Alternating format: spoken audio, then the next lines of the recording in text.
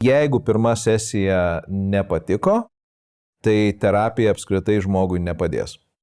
Nu, labai gaila girdėti tokį mitą, nes jame, man atrodo, labai daug tokio nuvertinimo apskritai, ar ne? Bet iš tiesų, gal sakyčiau taip, kad labai svarbu, kad rastumėte savo tinkamą terapeutą.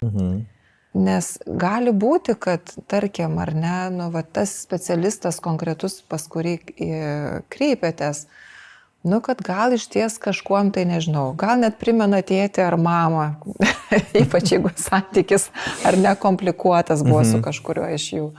Gal yra kažkuom kitkuo nepriimtinas, gal pernelyg rigidiškas, gal atrodo šaltas, gal dar kažkaip, ar ne. Bet labai svarbu gal, nu, taip neskubėti tam, vat, pasiduoti tokiam, ar ne, nuvertinimui ir iš karto nubraukti apskritai, kad man, vat, terapija iš viso nepadės, reiškės.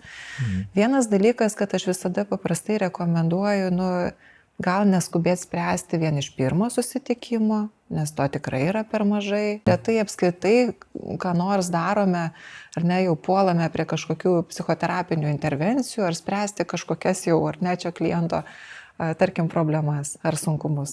Tai pirmas susitikimas apskritai yra pažintinis. O tam, kad apskritai paragauti tą terapiją, nu, tai sakyčiau, reikia bent kelių sesijų, taip, kartais, nežinau, gal bent jau 5, gal 6 susitikimų. Kartais būna susitariam su klientu, pavyzdžiui, 10 kartų susitikti ir po to peržiūrėti, kaip mums sekėsi, ar ne, kaip klientas jautėsi, kas jam patiko, kas ne.